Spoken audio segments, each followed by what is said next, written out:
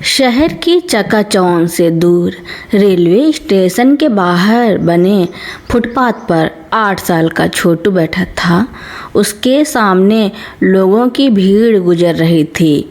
कोई ऑफिस जा रहा था, कोई शॉपिंग बैग से लदा था, तो कोई फ़ोन पर हंसते हुए बात कर रहा था। लेकिन छोटू की नज़रें लोगों के चेहरे पर नहीं, बल्कि उनके हाथों में मौजूद खाने के पैकेटों पर टिकी थी।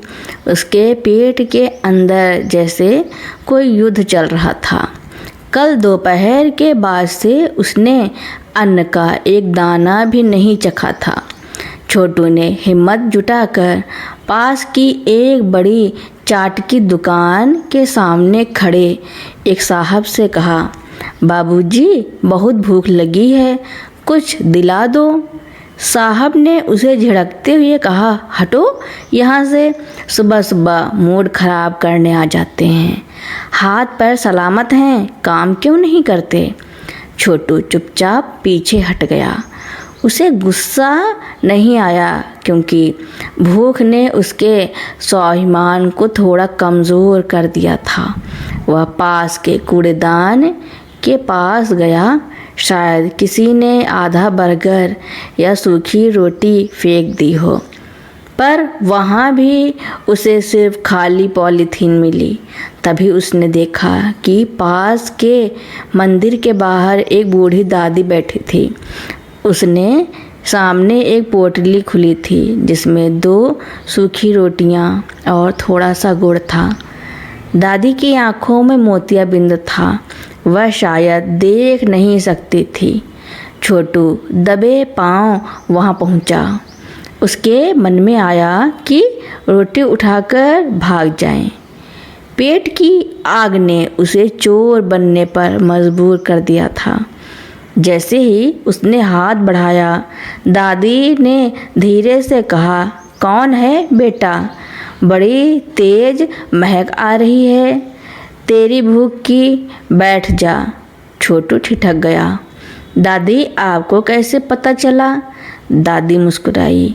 जब आंखें बंद होती हैं तो रूह की आवाज़ साफ सुनाई देती है। तू भूखा है ना? ले, आधी रोटी तू खा ले। छोटू ने कांपते हाथों से रोटी का टुकड़ा लिया। वह रोटी सूखी थी, गुड़ कड़ा था, लेकिन उस समय उसे वह दुनिया के सबसे कीमती पकवान से भी ज़्यादा स्वादिष्ट लगा। खाते खाते छोटू ने देखा कि दादी खुद बहुत कम खा रही थी। उसने पूछा, दादी, आप पूरी क्यों नहीं खाती?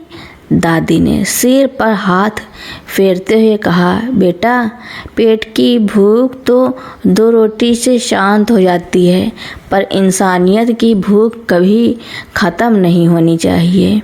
अगर मैं अकेले खा लेती तो मेरा पेट तो भर जाता, पर तेरा मन भूखा रह जाता। उस दिन छोटू ने 2 चीज़ें सीखी। भूख दुनिया की सबसे बड़ी सच्चाई है, लेकिन उस भूख के बीच भी किसी के साथ बांटकर खाना ही इंसान होने की सबसे बड़ी पहचान है। शाम को छोटू ने भीख मांगना छोड़ दिया और पास की एक चाय की दुकान पर बर्तन धोने का काम ढूंढ लिया। अब उसे पता था कि अपनी मेहनत की रोटी का स्वाद उस मुफ्त की रोटी से कहीं ज़्यादा मीठा होता है। छोटू अब उस चाय की दुकान पर काम करने लगा था। शुरुआत में उसके नन्हे हाथों के लिए गरम केतली पकड़ना और दिन भर के झूठे बर्तन मांजना आसान नहीं था, लेकिन जब हर महीने के आखिरी में उसे अपनी मेहनत की कमाई के पैसे मिलते तो उसकी आंखों में एक अलग ही चमक होती। वक्त बीतता गया। छोटू अब छोटू नहीं रहा, बल्कि दुकान का सबसे भरोसेमंद लड़का बन गया था। मालिक उसे अमित कहकर बुलाने लगा था। एक शाम जब दुकान पर ग्राहकों की भीड़ कम थी, अमित को फिर से उसी मंदिर वाली दादी की याद आई। अमित ने अपनी जेब से कुछ पैसे निकाले। ये उसकी मेहनत की कमाई का हिस्सा थे।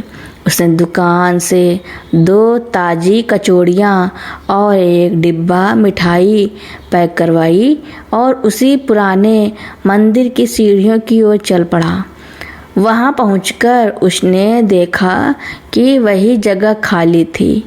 वह बेचैन हो गया। उसने पास के एक भिखारी से पूछा तो पता चला कि दादी बीमार है और मंदिर के पीछे वाली झुग्गी में पड़ी है। अमित भागता हुआ वहाँ पहुँचा। दादी एक पुरानी चटाई पर लेटी थी। उनकी आवाज़ बेहद कमज़ोर हो चुकी थी। अमित ने धीरे से उनके पास बैठकर कहा, दादी, मैं वही लड़का हूँ जिसे आपने अपनी आधी रोटी दी थी। दादी ने धुंधली आँखों से उसे पहचानने की कोशिश की और मुस्कुरा दी। बेटा, तू तो बहुत बड़ा हो गया। अमित ने कचौड़ी का टुकड़ा उनके मुंह के पास ले जाते हुए कहा, दादी, उस दिन आपने मेरा पेट भरा था, लेकिन आज मैं अपनी मेहनत की कमाई से आपके लिए खाना लाया हूँ। आपने कहा था ना कि इंसानियत की भूख कभी ख़त्म नहीं होनी चाहिए। बस वही याद है मुझे। दादी की आंखों में आंसू थे, पर ये दुख के नहीं, संतोष के आंसू थे। अमित ने तय किया कि वह अब दादी को अकेला नहीं छोड़ेगा।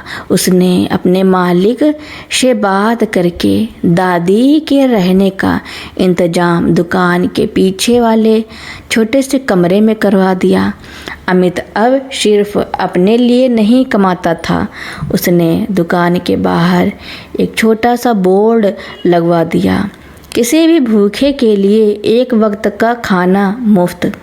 शहर वही था, सड़क वही थी और भूख भी वही थी, पर अब फ़र्क यह था कि एक नन्हा लड़का जो कभी रोटी के लिए हाथ फैलाता था, अब दूसरों की भूख मिटाने का जरिया बन गया था।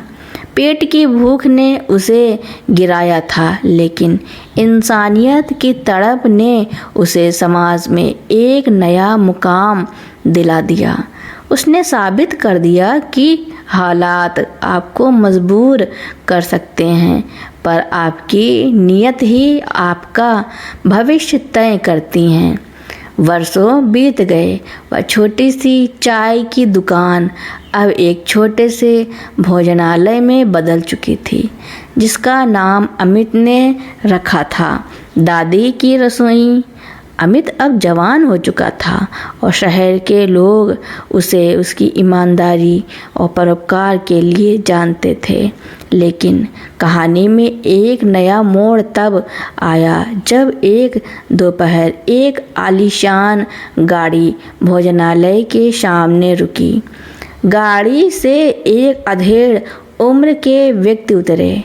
उनके चेहरे पर गहरी चिंता थी और हाथ में दवाइयों का एक थैला।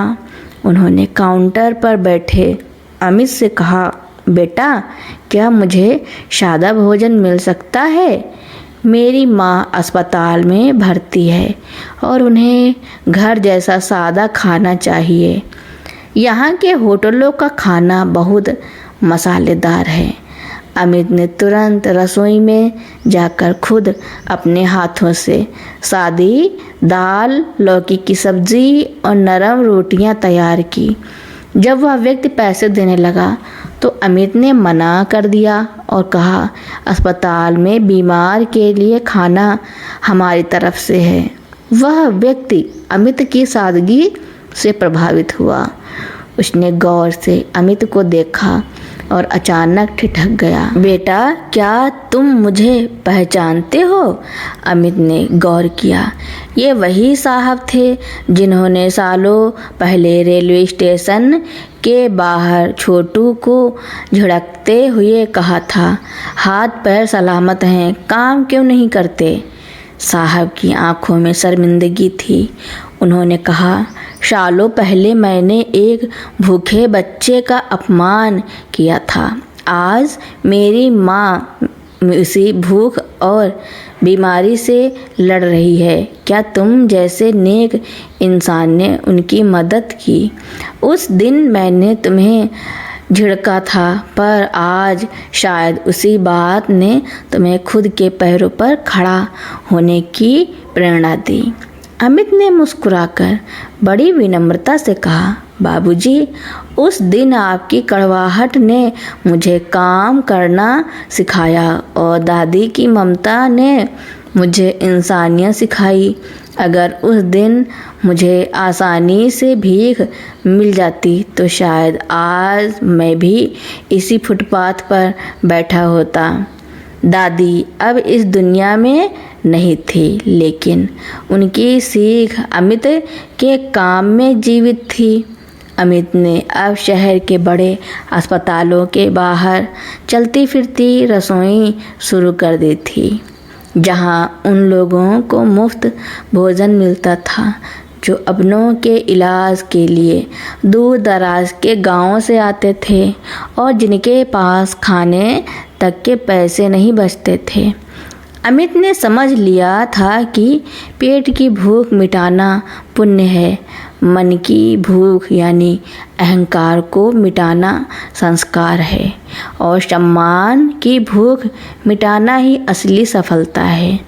आज भी जब कोई बच्चा अमित की दुकान पर आता है तो अमित उसे भीख नहीं देता, बल्कि उसे एक झाड़ू या पानी भरने का छोटा सा काम देकर उसे बदले में सम्मान के साथ खाना खिलाता है।